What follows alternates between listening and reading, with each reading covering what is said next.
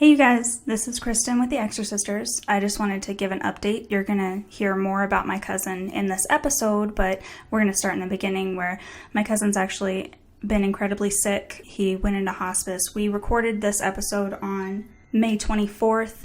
He actually ended up dying on June 5th, and this will be released on June 14th. I just wanted to let you guys know what was going on with him. And it was kind of cool because I basically knew that he was gone or going like really, really soon because I heard some weird stuff going on in my house. I was in my bedroom and I assumed I heard like footsteps or like patting, and I thought it was one of my cats and it was like a horror movie, and instead my cat was in the kitchen eating and I was all by myself.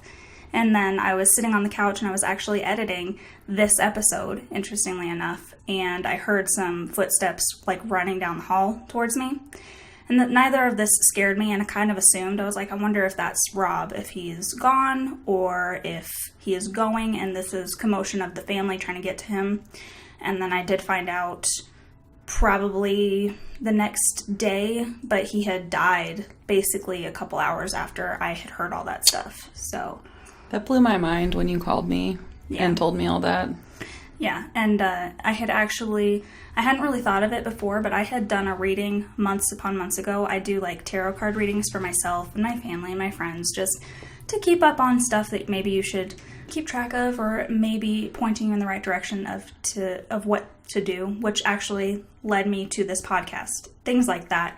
It just helps give a little bit of direction. And I had done a reading and it told me in June one of my family members was going to die, basically. And my grandmother she has dementia, so I assumed maybe that would be it, but it was kind of fast.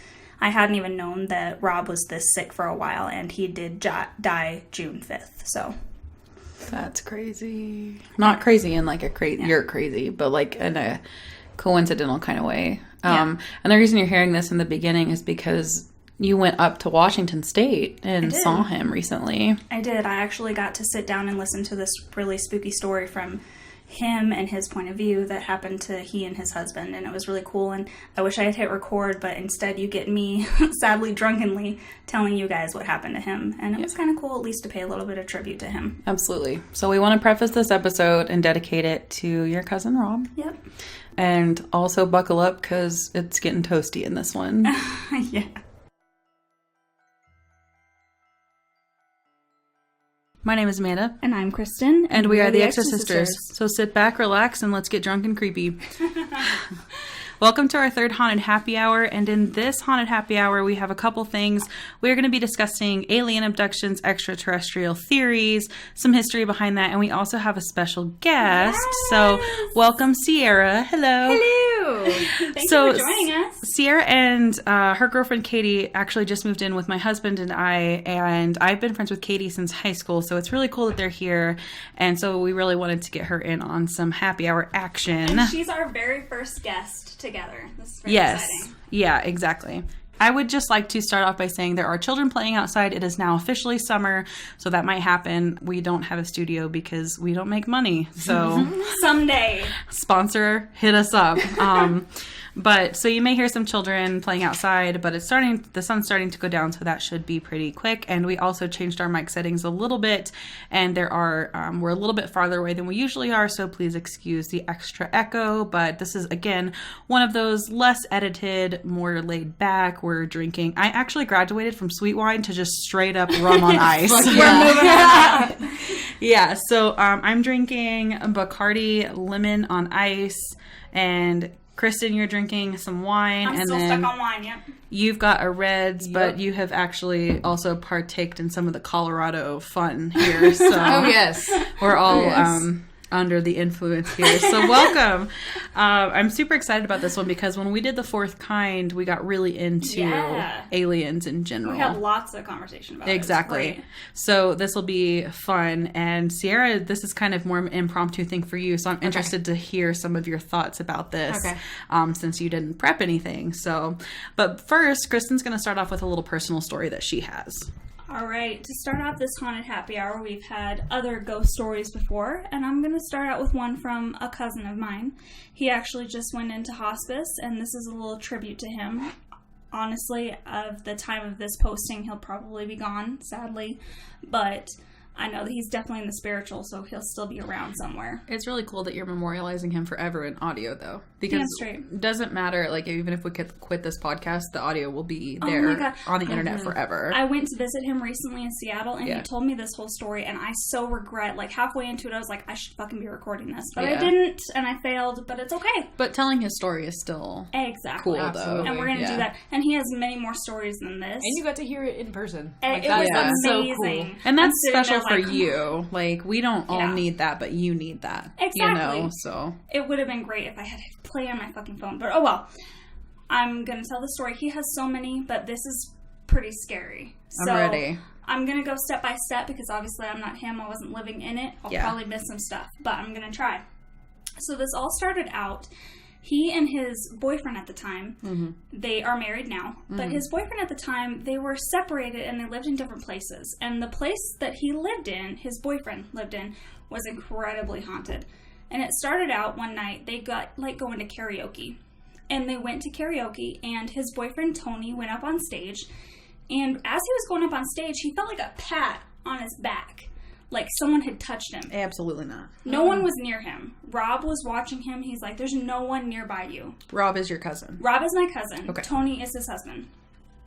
Tony went up, did his thing. He came back and he's like, did someone touch me? Was someone around me? What happened? And Rob's like, no one was around you. What are you talking about? They went into the men's room afterwards, and Tony pulled up his shirt. There was a fucking pentagram in his back. Like carved into his back? Like a scratch? Yes. No, thank you. So that's how it started. That's a pretty intense start. Yeah. Later on, they were standing outside. He lived in an apartment. And they were standing outside the apartment. They were getting back together finally. They were working through their stuff. They were standing outside, and they were smoking. And there was this girl walking by, and she goes, oh my God, what's wrong with your head? And he went up to touch it, and blood came away. He had big scratches on his forehead. In public. Like, this wasn't private stuff. This wasn't, I don't even know what happened. So something was coming after this man in particular. No, thank you. They finally got back together, and they were living in that one apartment. And Rob, he's very sensitive. He's very into the ghosts, and he talks to people and stuff like that. This stuff doesn't scare him. It mostly just pisses him off if you go after someone he loves. And one night, he's laying in bed, and he hears fucking commotion in the bathroom. Like, it's just the two of them. Tony's asleep right next to him. What the fuck's going on? So all this loud commotion. He goes in there, and he starts walking towards the bathroom, and this roll of toilet paper, like almost in a horror movie, rolls at him and stops right at his feet. No. Okay? He picks up the toilet paper and walks in, and he goes in the bathroom. The curtain is closed, but the toilet paper goes up and over the curtain. So something is in the fucking shower. There was something in my shower, and I'm triggered. He opened the curtain, and I think this was the creepiest part. He opened it, and that toilet paper roll was like almost completely undone. It was just this heap of toilet paper. Nothing was broken. So someone basically was standing in that shower just like feeding it out. There was all the shampoo. Everything you would think would be in a shower was on top of it. Still, nothing was broken. Oh my God. Shit would just vanish randomly and show up right in front of their dryer in 3 days. They had a dog at the time, and they washed his, like, he had a bandana, and they washed it one time, and Rob had a video, because they did karaoke. So he took video of Tony doing karaoke, and in the video, he watches the bandana come off of, like, the coat rack, float, disappear. 3 days later, it showed up in front of the dryer. I don't know how people, even if they have these psychic abilities and this is like normal for them, can just like go to sleep at night. Yes. I would not be able to. I completely agree. Even not seeing but feeling some of the stuff, I don't know. The creepiest one for me, this was very much Paranormal Activity. Tony was laying in bed one night, and thank God there were like things he could grab onto on the headboard because something drug him out of that bed. Oh, fuck no. I think I don't want to live in a world where something can drag me out of my bed that I can't see. So, I don't know. I don't know if Robin's going to be able to get me this audio, but he actually has audio of this because they were videotaping it again because Tony was doing karaoke, and they forgot to hit stop on the record. So there's audio of Tony screaming that something is pulling him out of that bed. And the next morning, there were claw marks on his calf.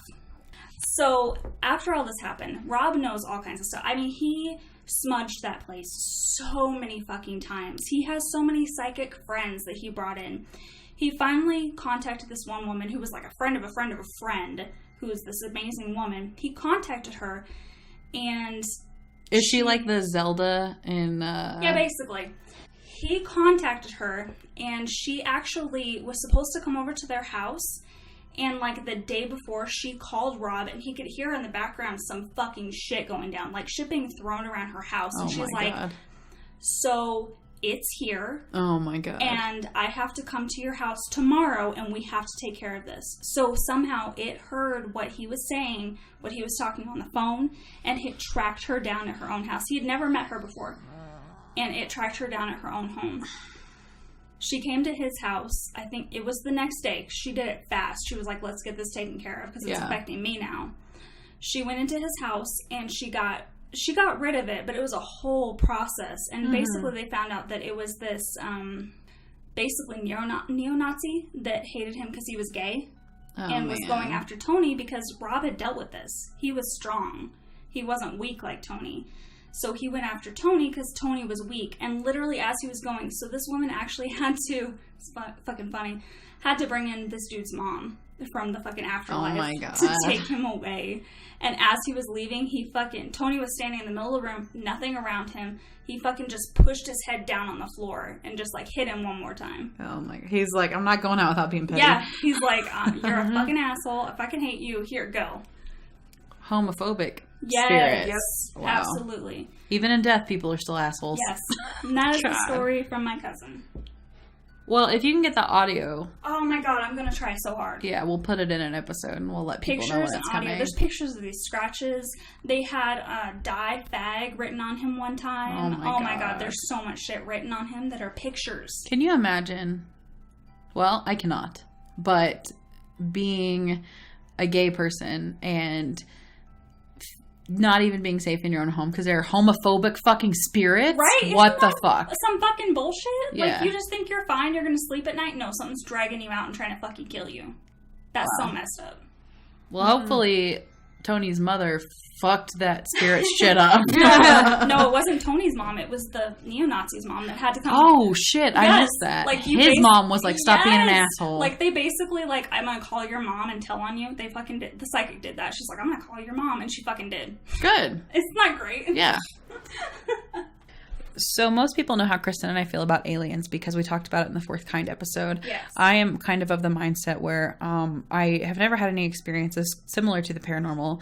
I've never had any experiences of my own, but I think that it is pretty shallow-minded to think that we are totally alone in this vast universe that we don't even know anything about. That's ridiculous. Especially because we've found signs of sustainable things on other planets, even within our galaxy. So it seems like there would be something else out there. There may not be. Maybe it's just vast, empty blackness, but I just really doubt that, especially since space is one of those concepts that as humans, we kind of like God, we just can't even wrap our minds around its vastness. And so I can't imagine that we're alone. Does that mean something's hostile or trying to get? Not necessarily. They could not know anything about us, just like we don't know anything about them. But then there are those theories of they're watching us like we're animals in a zoo. Like, it's just, you don't know. So I'm just kind of the mindset of, I think that, like I said, it is narrow-minded to think that we are totally alone in this entire universe. Yeah. And so what, as a kind of third party here, Ciara, what do you think of extraterrestrials? I honestly am on the same page as you as far as thinking, like, knowing that we're not totally alone as far as knowing what is out there. That's not, I have zero idea. I have no idea. But that it would be silly to think that there's nothing else out there. Right. We're it. Like, how egotistical. There's no way. There's no way that we're it. And like I said, even if they don't know anything about us and we don't know anything about them, like we have no idea each other exists, they're probably having those same conversations about who is out there. Is there anything else out there beyond like our own moon and our own sun? Like another galaxies that are undiscovered. 5 billion light years away. We can only get so far into our own galaxy. Like, it's just so mind-blowing. So aliens is one of those things that's kind of like death. It's scary to think about because you don't know what's there, and you will never know what's there until you cross over. And even then, I don't know what that plane looks like. Do we gain that knowledge when we die, or do we not? And we just know when we die what the parameters of Earth and now the afterlife are. Right. Do you get those like omnipotent answers, you know? So it's kind of scary. So. That'd be great. So I do more of the stories, you do more of the historical aspects. Yeah, that's usually how it works. So I have this story, and it is probably the most famous alien abduction story in history. It even has a movie with James Earl Jones in it. So, which was really cool when we found that out. A lot of people have probably heard of this, but it is actually one that I hadn't, because I've never really done any extensive research on aliens, because aliens is one of those things that scares me to the point where it's really difficult for me to research it, because I just fall into... I hate like a black hole, essentially. So it's not even like Ouija boards where you were fascinated. This is just scary because it goes beyond our comprehension, and things that people don't understand are scary. Yeah. You know? And like, even, I mean, Ouija boards obviously too, but that's also a fascination. But this is just like way beyond the scope of even the afterlife. This could be happening here and now, just beyond our grasp. So it's scary to me, much like death and the afterlife and near-death experiences and things like that are really scary to me. Especially when people come back and say they've seen God or hell or aliens. Like, it's just something I can't wrap my head around. So I haven't really done much alien research. So this story was new to me, but it probably won't be new to a lot of people. But it's still really interesting. And you can't really talk about aliens, abductions, UFO theories without talking about Betty and Barney Hill. Absolutely. So I'm actually going to read an article, not verbatim, but go through this article that was actually just published March 19th of 2019 to National Geographic. Scratch that. It was actually just posted on March 19th, 2019 to the History Channel's website by Linda Lucina. And so I'm going to kind of go through some things she had to say, because this is a story that is not original to her, but she did a lot of research and put it into a really concise article that I really liked. So, History Channel, ancient aliens. Yes, exactly. And if it's on the History Channel, it's true, right? Oh, for sure. Yeah. Is it chasing us? That thought coursed through Betty and Barney Hill's minds as they drove down the empty, winding country road in New Hampshire's White Mountains. It was a September night in 1961. They hadn't seen a car for miles, and a straight light in the sky seemed to follow them. When they finally got home to Portsmouth at dawn, they were far from relieved. They felt dirty, their watches stopped working. Barney's shoes were strangely scuffed, and Betty's dress was ripped. There were 2 hours of the drive that neither of them could remember. So what had happened? With the help of a psychiatrist, the quiet couple eventually revealed a startling story. Gray beings with large eyes had walked them into a metallic disc as wide, Betty said, as her house was long. Once inside, the beings examined the couple and erased their memories. So this is interesting because The Fourth Kind is also a story of a psychologist.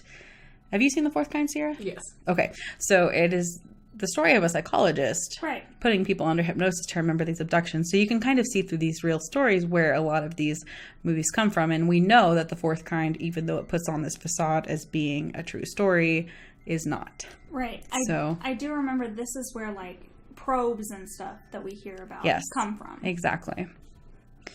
Their experience would kick off an Air Force inquiry, part of the secretive initiative Project Blue Book, which we will talk about here in just a moment. Kristin's going to take the floor on that one, that investigated UFO sightings across the country. The incident would also become the first ever widely publicized alien abduction account and shape how stories like it were told and understood from then on. Debate continues as to whether the husband and wife were liars, fantasists, crackpots, or simply sleep-deprived people who later recovered seriously scrambled memories. The Hills road trip was spontaneous, a well-earned break Barney decided the couple needed, as explained in the Interrupted Journey, a 1966 book they collaborated on with author John G. Fuller. Barney was working a grueling night shift at the post office, driving 60 miles each way. Betty's job handling state child welfare cases was no easier. The little free time this couple had was devoted to their church and activities related to the civil rights movement. After 16 months of marriage, Betty and Barney saw this trip through Montreal and Niagara Falls as their delayed honeymoon. They left so impulsively that they had no time to go to the bank before it closed for the weekend. They got in their car with less than $70 in their pockets. On the last night of their 3-day trip, the tired couple sipped coffee in a Vermont diner to recharge before driving back. Barney figured if they pushed through, they could beat the wind and rains from an approaching hurricane. They left the diner around 10 p.m., estimating they could reach their red framed house in Portsmouth, New Hampshire between 2 a.m. and 3 a.m. at the latest. As they drove, strange light in the sky gave another reason to hurry. At first it looked like a falling star, but grew larger and brighter with each mile. Barney, an avid plane watcher and World War II veteran, was sure they had nothing to worry about. It's just a satellite, he assured Betty. And it probably went off course. Satellite, right. It's never a satellite, it's always an alien. The light seemed to move with the car as Barney steered down the curving mountain road. The light zigged and zagged, ducking past the moon and behind trees and mountain ridges, only to reappear moments later. Sometimes it seemed to move toward them in a game of cat and mouse. It had to be an illusion, they thought. Maybe the car's movement made it seem like the light, too, was moving. Curiosity overcame them. The couple pulled over at road stops and picnic turnouts to get a closer look. Through binoculars, Betty saw the white light was really an object spinning in the air. She told her husband, "If you think that's a satellite or a star, you're being completely ridiculous." He knew she was right. Barney had an IQ of 140, noted Fuller in his book. Barney was also a pragmatic man who wouldn't give flying saucers a second thought, remembered his niece Kathleen Martin in her work, Captured, the Betty and Barney Hill Experience. The night was too quiet for a helicopter, a commercial plane, or even a military jet with a hotshot pilot. He didn't want to spook Betty, but was becoming concerned. What was this light, and why was it toying with them?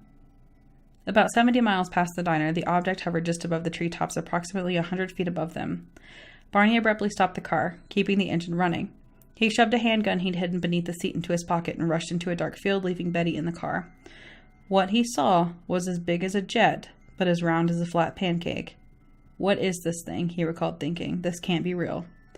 Behind rows of windows, gray uniformed beings seemed to look right at them, Barney recalled. He tried to fit his hand to his pistol, but somehow couldn't. A voice told him not to put down the binoculars. He had a startling thought. We're about to be captured. Yelling hysterically, he ran back to the car and barreled down the road as Betty tracked the craft, craning her head around the car window. Without explanation, loud rhythmic beeps sounded from the car's trunk. The couple felt instantly drowsy and lost consciousness. They came to around 2 hours later and 35 miles down the road. Back home in Portsmouth, they tried to make sense of the night. Barney felt compelled to examine his body's lower half. Both seemed aware of a puzzling presence. So real quick. Yeah. Interesting to immediately be like, what happened to my ass? That's what I was thinking. I literally did this on what? Something happened to either my ass or my dick, and I don't know which one, but I know somebody fucked it up. This is going to sound mean, but it's like when you go to the dentist and people are like, they're going to rape you in your sleep. Well, it's probably good that they looked, I guess, because this is where we got, I think, our probe theories here. Oh my god. Poor Barney. Yeah. In the weeks and months after, Betty, an avid reader, checked out books from the library, discovering the civilian UFO group National Investigations Committee on Aerial Phenomenon, so NICAP, which looks like kneecap to me. She also reported the sighting to the Air Force, worried about radiation. In the coming years, with Betty suffering from disturbing dreams and Barney developing an ulcer and anxiety, the couple sought mental help. The two met with Benjamin Simon, a psychiatrist and neurologist who specialized in hypnosis, a mainstream technique at the time. Through months of weekly sessions, Simon helped the couple piece together what they think had happened. A vessel had landed on the Hills car, putting them to sleep. Afterward, gray beings walked them up a long ramp and into the spacecraft. Once inside, the Hills were separated, taking turns in an examination room that had curved walls and a large light hanging from the ceiling. Each was asked to climb up on a metal table. The table was so short, Barney's legs hung over the side. During the examinations, the beings removed Betty and Barney's clothes, plucked strands of their hair, took clippings of their nails, and scraped their skin. Each sample was placed on a clear material, not unlike a glass slide. Needles, connected to long wires, probed their heads, arms, legs, and spines. Gross. Yeah. F that. One large needle, around 4 to 6 inches long, was inserted into Betty's stomach. Why? This pregnancy test Fuck that. left her twisting in pain. If these aliens are so advanced, they don't know you can just look at pee. Exactly. Throughout, a being Barney and Betty called the Leader watched from the side. After Betty's examination ended, the beings rushed back into her room, excited. They discovered that Barney's teeth could be removed. So they're dentures. Okay. Oh, fuck. Yes, Oh my god. We're both like, oh my god. You know, that's why I never want to do, I know we will eventually, but Human Centipede Sequence 2, or the second sequence or whatever, there's a teeth scene that I just cannot get over, and I can't stop ever thinking about, and It's it terrible. really, It's terrible. fucked me up, It's dude. fucking Seen it? Yes, I've seen both of them. Oh my god. There's 3 of them, and I can't you showed even. me that gif, and I'm destroyed. Yeah. It's a terrible movie. It's terrible. Terrible series, but like in like a disturbing way, not in like a that's a garbage movie, but no, just like in a disturbing, oh, fuck. like it's disturbing as fuck. Yeah, But so it's a good movie to they've watch. all made our list of disturbing movies. All the Yeah. Human Centipedes have, because we have that list too. Gross. Yeah. But this, I believe they're talking about dentures because I believe I read something about that. okay. So going That makes me feel forward, better. I don't know. Okay, it does explain here. So they discovered that Barney's teeth could be removed. Betty laughed, explaining that Barney had dentures, a fact of human aging that beings struggled to understand. I would not be fucking laughing. Okay, can I digress for just a second? Yes. Because, okay, so you guys can be mad at me, whatever. We talk about creepy shit. I believe in the ancient alien stuff. Okay. Yeah.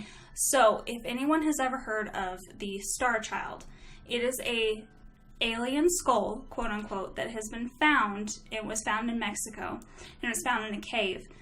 And it was actually found with 2 rows of teeth. So basically, the man who has it now, he didn't find it. It was a Mexican woman who found it, and they gave it to him. The man who has it now has brought it to all these experts, dental experts, skin experts, anything he can find. Just even ophthalmologist experts on eye sockets and stuff. He took it to a dental expert, and the man looked at it, and he felt around for a while, and he looked at it, and he goes, so there's 2 rows of teeth here. So basically, either we're looking at a child, which makes no sense because the skull was too grown for like sutures that we would see on a child. Right. So it's got to be an adult. And to be an adult, the only reason they would have those 2 rows of teeth is because they live for so long that they need a second row to come down later. So that would make Holy sense on shit. why they're worried about dentures. They're like, what the fuck is that shit? We have 2 sets of teeth.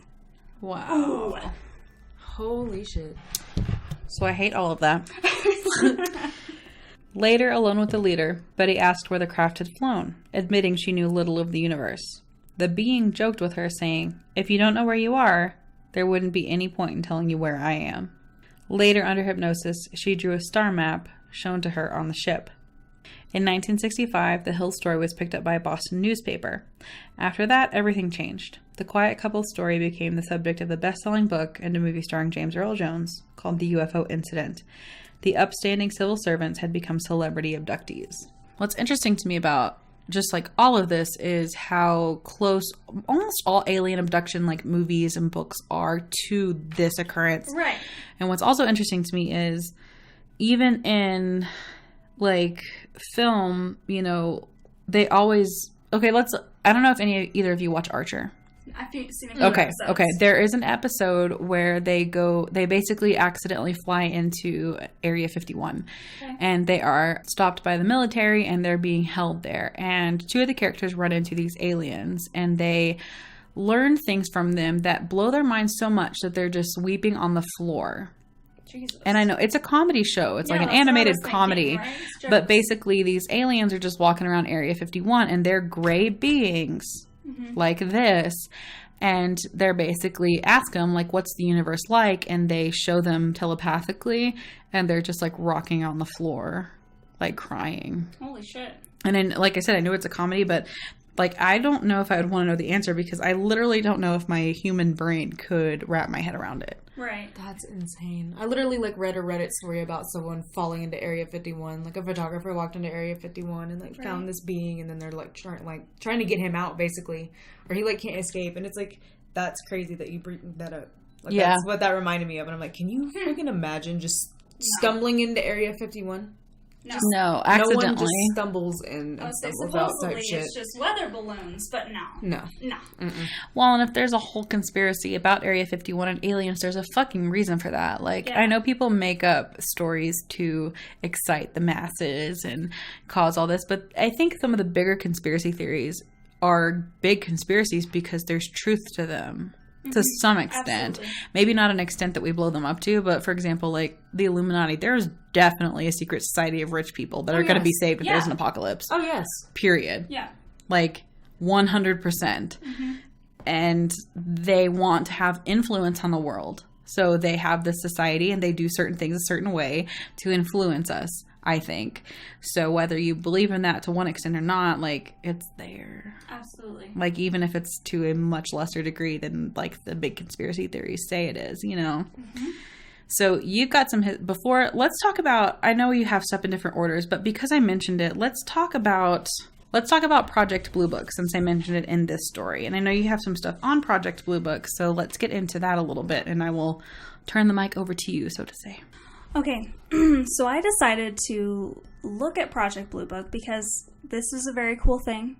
My grandfather was actually a part of it. Really? Yes, he was in the Air Force, and Project Blue Book had 3 separate sets to it, but the one that he was in was the major one that was in 1952, and he was actually a part of that. So that's something cool that we got to learn about in my family. So basically, Project Blue Book was literally set for 2 things. This is all it was for.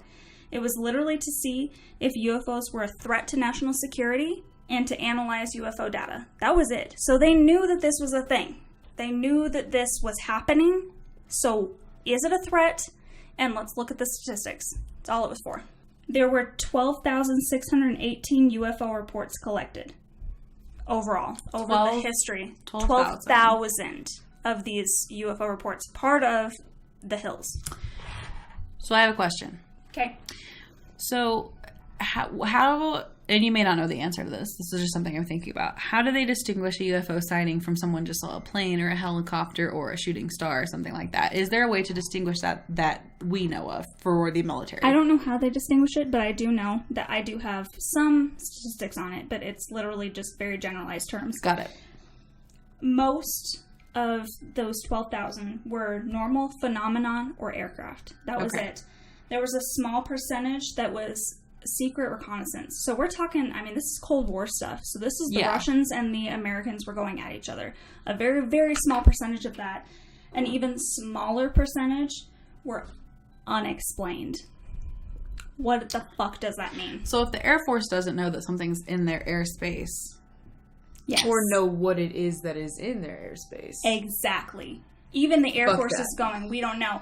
And in the 1970s, they had to release all this stuff. That's how I know my grandfather was in it, because he was able to say I was in it. But they didn't give names, they didn't give dates, they didn't give locations on anything unexplained. All that shit's redacted. They can't. Everything. So what the fuck happened? Yeah, and what's another, like, super scary thing is it's not like shooting stars or anything are picked up in radar, like, so I'm sure a lot of people called in and saw a shooting star and they're like, oh my god, I just saw a UFO, but these have to be recorded in their radar.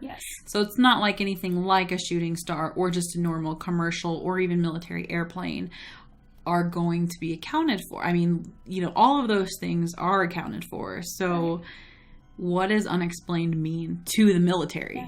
I'm curious.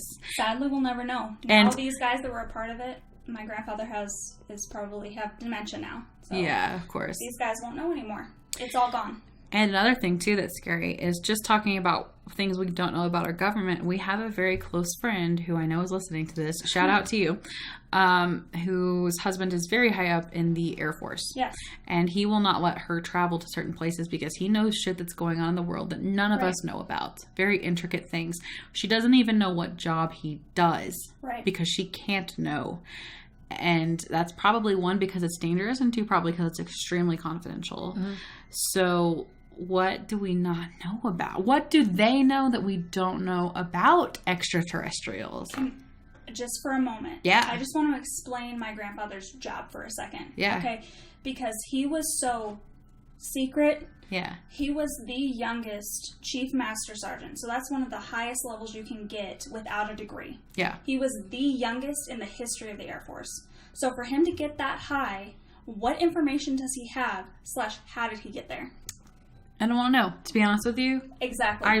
I think if your grandfather told you, even if he could tell you, I know, but even if he could tell you, I don't know if you'd want to know, to be honest. I don't know if I would either. I think that there is a certain truth to ignorance is bliss, because Absolutely. How do we go about living our lives when we know something is up there? Yes. Like, you just don't leave your fucking house. Yes. You know, how do you just go to work knowing that something is watching you or studying you? Yes. Or is there and we can't do anything about it? Exactly. Because our technology doesn't even come close to theirs. Exactly. If they have found us and they are not in our galaxy, we haven't really explored past our galaxy because our technology just cannot do that at the moment that we know of. That we know of. You know, it's like, then they're clearly more advanced than we are. Right. If they can find us and we can't find them. Right. So I don't want to know who's up there watching us, because then I would just never be comfortable. Yeah. There's nowhere on earth you can go. Yeah. It's not like let's say somebody's in Colorado Springs that you're scared of, or even in the United States. It's not like you can go to Canada, Mexico, New Zealand, Europe. Like, it doesn't fucking matter. Because they're watching the entire Earth. Mm-hmm. Yeah. And they're watching us kill our planet. But that's another podcast. I mean, didn't you comment on that in the fourth kind about how basically we're zoo animals and they're watching us to see when we're ready? There was an article that came out actually pretty much the day we were going to do the fourth kind, that there is a theory that has some, I say this, but it was like a Unilad article, so take that as you will, but that we are being observed like we observe animals in the zoo, and not even necessarily for entertainment purposes, but just for like studying purposes. Right. Maybe to just find out about us as a species, like we try to do with like ocean creatures, for example, when we just watch them, or just really any animals, learn their behavior outside of captivity in the wild in their own natural habitat. That's why we have, rescue or reserves and things like that. What if there is a theory that we are just being watched and observed, and that could just be... What if they created us and we're just an experiment that they're watching? Like South Park said, we're a fucking TV show. Exactly. Yep. What if South Park's right? South Park is right about so much shit. What if they're fucking right? Hundreds of years later, we're going to be like, this random TV show. Their very first episode is an alien probe. Yes. What if? He's shitting fire out of his ass. Exactly. What if the creators of South Park know them? Ooh. Okay, we're on it now. I'm on to you, Matt Stone. Wait. Yeah, I'm Trey Parker. Yeah. You're right. Mm-hmm. Also, just a note, we are recording this on the 40th anniversary of the release of Alien. There's a reason for stuff. It's even better. 1867. Ooh, we're going old. So some historical things about UFO sightings. Dude, this liquor is kicking my ass, dude. So I'm going to try to do my best here. On April 17th, 1897. On April 17th, 1897. So 1897. This is documented from the 1800s. Granted, it was the late 1800s, but I mean, if we're, I don't know, because there weren't like fucking commercial jets flying over in 1897, right? It's a good 120 some years ago. Yeah, dude. On April 17th, 1897, a UFO clipped the windmill of a local farm in Aurora, Texas. It's always fucking... Dude, okay. Everything, all the weird shit. Are you from Texas, or have you just been there most of your life? Okay. I was born in Texas. We're both from Texas. Yes. I was born in Dallas. I was not. I'm better. No. We were our own country. Yeah, literally. To step off in Colorado with your pots. With your pots. In Aurora, Texas, a lot of things happen in rural areas. Maybe because they realize if they fly over a city, everybody's going to gawk at them. I don't know if, East Texas is the place to do that shit. East Texas, dude, for real. Can I have a comment also? It's probably because there's so many lights up in cities, you don't even fucking see it. Yeah, that's also true. Maybe they're just chilling up in the cities. Yeah. A UFO clipped the windmill of a local farm in Aurora, Texas, and crashed. The Not of This World pilot died in the crash, and it was subsequently buried with Christian rites in an unmarked grave at Aurora Cemetery. Both Dallas and Fort Worth newspapers would go on to cover the extraterrestrial story. Bringing religion into it, huh? Yep. You're not going to bury him without Christian rites. Kristin. God. The Battle of Los Angeles, 1942. On February 24th, 1942, less than 3 months after Pearl Harbor and the United States entering World War II, air raid sirens rang throughout Los Angeles County. at 3 o'clock in the morning. So not only is it Fucking 3 a.m. not only is it the witching hour, the demon's hour, it's also the alien hour, apparently. Fucking 3 a.m. Dude. My dogs always wake up around 3 o'clock in the morning, and I'm like, it's probably just their pee schedule by now, but it always scares me. I will not get out of bed at 3 a.m. I don't care. At 3 in the morning, the 37th Coast Artillery Brigade began firing over 1,400 shells into the sky at what they believed to be another Japanese attack. All I'm picturing is them like firing in the sky, like, ah! Yeah. Nothing. Ultimately, the event was determined to be a false alarm, but to this day, conspiracy theorists believe the military's target that night was an alien spaceship. Ciara, you are around the same area that I moved from. Have you seen the... Out in... when you are, like, headed towards, like, Tawakoni or East Texas it's on in, 205? Where the fuck is that? Where is It's that? between, like, Rockwall and Poetry area. Yes, it's out, like, Fate. And Yeah, it's out in that. Fate Yeah. and, like, Blackland, Yes. kind of. Yes. There is it's just a house that somebody had at some point, but it looks Bright orange. just like this UFO that I'm looking at right here in this picture.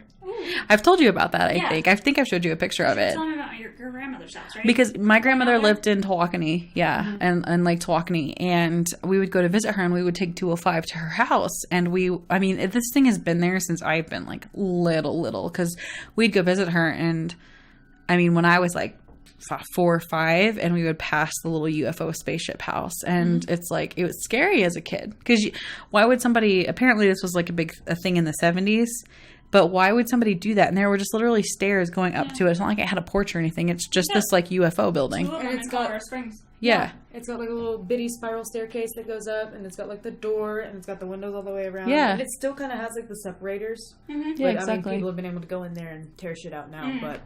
Yeah, like, it's you been can see vandalized, where, definitely. Like, where the rooms were in there, like, it's wild. It's whack, yeah. Aliens. Throughout the year of 1946, around 2,000 different sightings of rocket-shaped UFOs were reported in and around Sweden. The UFOs were quickly named ghost rockets, or because of the location of the sightings, Scandinavian ghost rockets. Investigations concluded that the ghost rockets were merely meteors. However, skeptics are quick to point out that the majority of the ghost rockets weren't witnessed during a meteor shower activity. So, I don't know. I think that some conspiracy theorists are a little out there, but then I think there are some that are pretty right on the money. Right. It's just, what it is. Roswell, New Mexico, 1947. If you don't know about Roswell, where have you been? Roswell I'm also is... watching a TV show right now. Yes. Roswell is the probably most, other than Area 51, which you can't get into, which is also in New Mexico, right? Yeah. Roswell is, the aliens, like, one-stop shop for tourism, right? I have a family friend who lives by Roswell. All phone signals cut out. You can't have internet, nothing, because of the base that's there. Why the fuck is the base there? There's nothing around. Just happens to be right next to a UFO crash site, right? Yeah. All right. Considered the world's most famous, most exhaustively investigated, and most thoroughly debunked UFO claim. Thoroughly debunked. The story goes that on June 14th, 1947, William Brazel discovered some metallic debris, and after reporting it, a group of soldiers from Roswell Army Air Force Base confiscated the findings. Headlines declared the incident a flying saucer crash, while the military suggested it was a weather balloon. Weather balloon. The story seemingly ends there, until in 1978, when conspiracy theorists adopted the UFO incident as their own, surmising that at least one UFO crashed that day. The military salvaged the alien bodies, and the government covered it all up. In 1997, the Air Force released a 231-page report completely debunking the UFO theory. Meanwhile, this hasn't affected the city of Roswell from embracing the nickname Alien City, or serving as the UFO capital of America with its annual UFO festival, the International UFO Museum and Research Center, and a spaceship-shaped McDonald's. Which is interesting because, a couple things. I'm all about taking advantage of people for money. I'm just kidding. But we are in a fairly touristy city, Colorado Springs, Manitou Springs, pretty touristy. So any trap that, like the coffin races in Manitou City, for example, tourist trap. Definitely bring people into ghosts and haunted stuff in Manitou. Exactly. So it's just interesting to me, that they're like, okay, let's run with this UFO theory. But what if the aliens want them to run with that UFO theory, and they're the ones that planted the conspiracy because they wanted people to know the truth? Can I comment about the Roswell show real quick? Because it was something really cool that I was like, I could see them doing that. There's this conspiracy theorist who actually has a podcast who talks about alien stuff. And he just constantly bombards the airways with alien stories over and over and over again. So that when the true stuff happens, it's so buried in everything else, nobody fucking knows. And the government's making him do that. Dun, dun, dun. The government's a bunch of hoes. No, I just... detention camp. So this one from 1948 is interesting because it's actually told from the perspective of a pilot. So imagine what you see up there. I feel like those are the truest ones. Yeah. Because they have everything to lose. They have their whole careers. Why would they say anything else but the truth? I don't know, to write a book maybe. Okay. On July 24th, 1948, while piloting an Eastern Airlines flight to Atlanta, Clarence Chiles, or Childs, depending on how white he is, and John Whitted, W-I-T-T-E-D, Or whited, depending. saw a dull red glow above and ahead of the aircraft. The unidentified aircraft was upon them in seconds, passing by the right side of the commercial plane before it pulled up, with a tremendous burst of flame out of its rear and zoomed up into the clouds. I knew you were going to say something about that. Right back to the South Park. South Park, no. The encounter lasted around 10 to 15 seconds, later being described by the pilots as a wingless aircraft that seemed to have 2 rows of windows through which glowed a very bright light, as brilliant as a magnesium flare. In the end, only one passenger aboard the plane, other than the 2 pilots, noticed anything out of the ordinary. But my comment there is, 3 people noticed. Yeah. Had it been one person... okay, you're fucking crazy, you're tired, like whatever.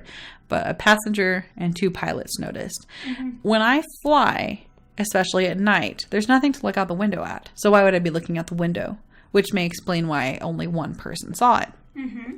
It's interesting because a lot of these stories happened in the 40s. There are a few consecutively from 1948, specifically. So I wonder what their schedule is. Mm-hmm. You know what I mean? Well, I mean, that's when we really got into the airs. That's true. So yeah. Maybe they were like, hey, maybe they were advanced enough. Let's go check them out. In 1951, the story is called Lubbock Lights. And Lubbock being Lubbock, Texas. I bet. On the night of August 25th, 1951, 3 Texas Tech science professors noticed 20 to 30 unidentified lights overhead in one of their backyards. 5 nights later, a freshman at Texas Tech named Carl Hart Jr. photographed 20 lights in flying V formation. Hart's photos were then published in numerous newspapers as well as Life magazine. Again, another Texas. Lubbock, so I almost went to Texas Tech. One of my very best friends, Parker, went to Texas Tech, and I almost was there with him. Lubbock is out in the middle. Texas Tech is really the only thing for miles that is of any significance. Okay. If you drive from Lubbock to Dallas, it's like a 7-hour drive of fucking nothing. And so it would be convenient. Again, one of those rural towns, but with enough people to notice, like people at Texas Tech University, which is interesting. So this next one is interesting. This is the Kecksburg UFO incident in 1965. On December 9th, 1965, a giant fireball streaked across the night sky, being witnessed by thousands across 6 states and parts of Canada. While reported by the press as a meteor, witnesses in the small town of Kecksburg, Pennsylvania, claimed something landed in the woods. One witness, a volunteer firefighter, said he saw an acorn-shaped object the size of a Volkswagen Beetle with hieroglyphics displayed around its base. Other witnesses reported a large military presence securing the area and a flatbed truck removing an object. Upon searching the area, the military later claimed they found nothing in the woods. And it is very similar to a Men in Black scene. O'Hare International Airport sighting in 2006. So we're moving up. I skipped some from the 70s and the 90s. But on November 7th, 2006, and I did this 2006 one because it's significant. Because in 2006, we had the internet. We had HD photography. We were really in the age of technology at this point. So for a sighting to be seen in 2006 is pretty significant. Right. On November 7th, and to not be explained also in 2006. Mm-hmm. On November 7th, 2006, a ramp employee at O'Hare International Airport in Chicago spotted a saucer-like object in the sky. Shortly after the pilot of the flight the ramp employee had been working on also reported seeing the object. Eventually, witnesses outside of the airport also began reporting sightings. The Chicago Tribune covered the UFO encounter, writing, "The disc was visible for approximately 5 minutes and was seen by close to a dozen United Airlines employees, ranging from pilots to supervisors, who heard chatter on the radio and raced out to view it."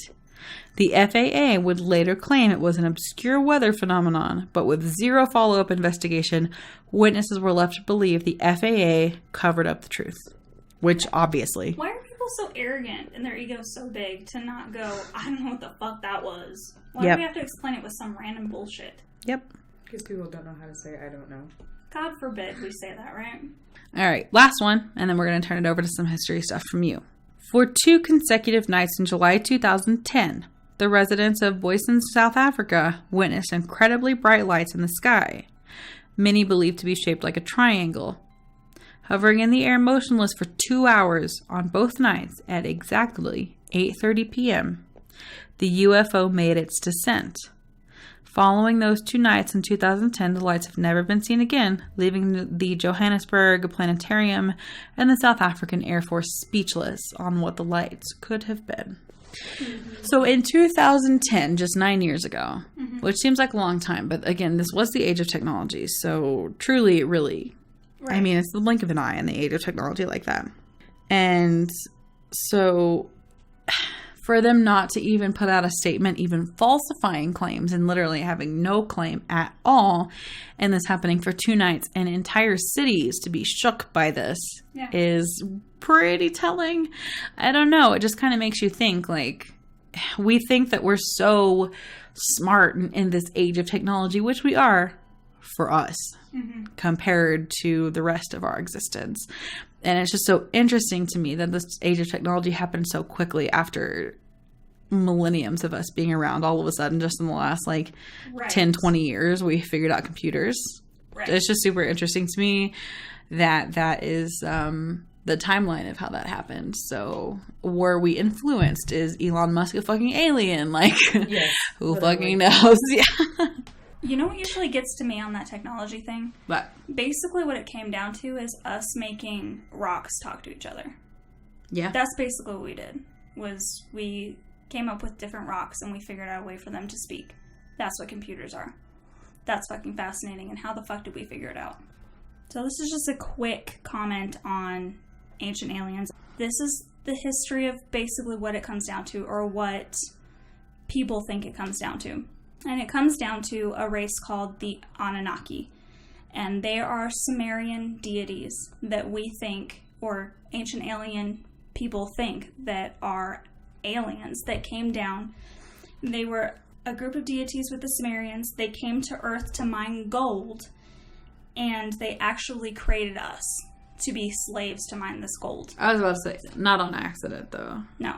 We had Neanderthals, and then all of a sudden we were supposed to come from that. And if you look at bone structure, if you look at brain structure, if you look at our statures and how it came from a Neanderthal to us, there is so many thousands upon thousands upon thousands upon thousands of years of evolution that should have happened that didn't. And we're just supposed to come from that. Where are the skeletons? Where is everything at? So if that's not there, maybe somebody created us. If they created us, why? I mean, if they created us as Neanderthals to do the work they didn't want to do. I mean, don't we need gold in all of our computers and everything? If that's the technology that we're taking from everyone else, maybe they do need gold. What ancient alien people believe is that they were here and then they were forced to leave when the glaciers receded and caused the Great Flood, which is in every civilization's Bible. Yeah, absolutely. Because it happened. Exactly. If things like that, and many people have said it, the Sumerians are our first account of writing. And if the Sumerians have stories like the Great Flood and stuff, where did that come from? You only get stories from other stories, or you get it from history. So where did it come from? What historical event happened for them to create these stories? That's just a quick background on that.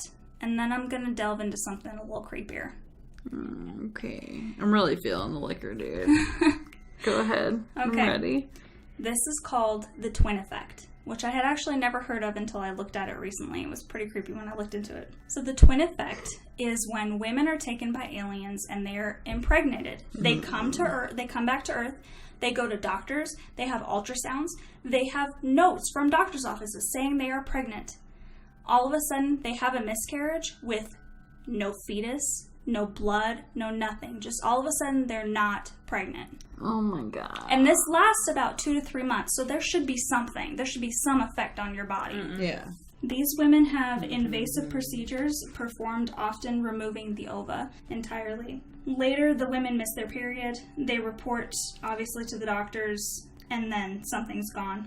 Later, after these women miscarry, they've gone through everything, they are taken back on board and they view their children. And they remember these stories of viewing their hybrid children on board years later that have grown up.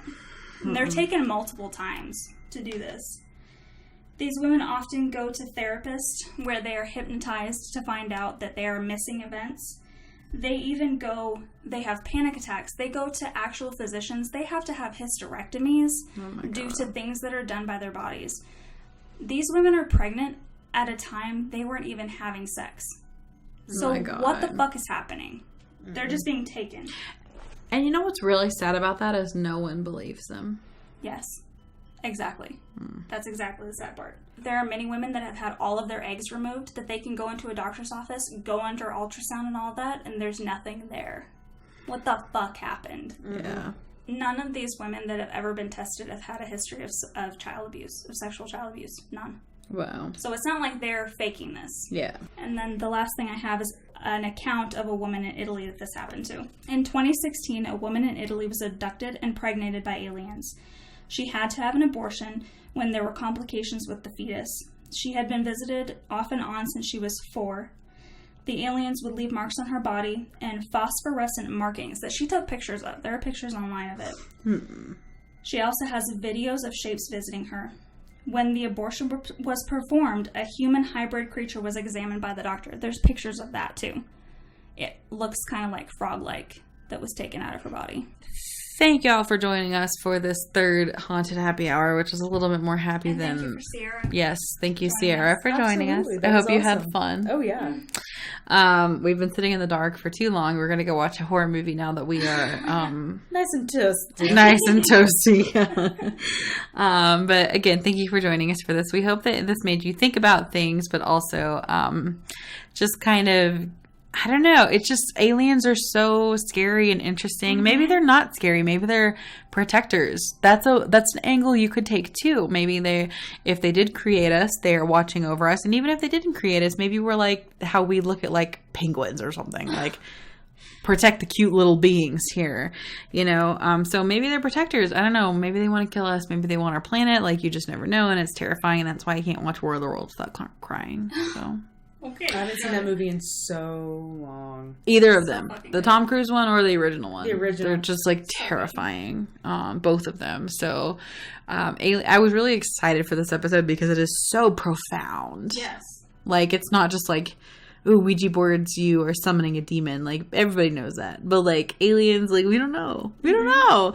So anyways, And there's knowledge in the unknown that we have no idea about. yeah. That's what's fucked up. Yeah, exactly.